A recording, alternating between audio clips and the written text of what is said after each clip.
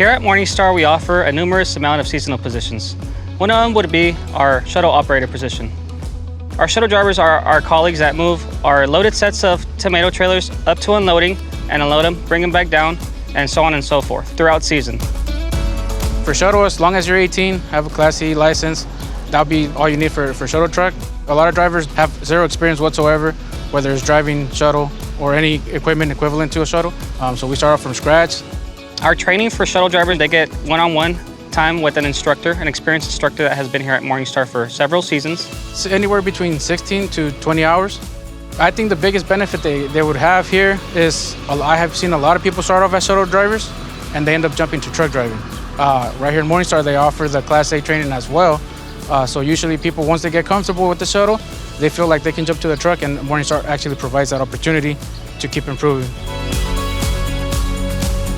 Our season runs from July to October. Check us out on our website or on our social media. We are on Facebook and Instagram at the Morningstar Trucking Company. Morningstar has many great opportunities for you to start your career today in the trucking industry.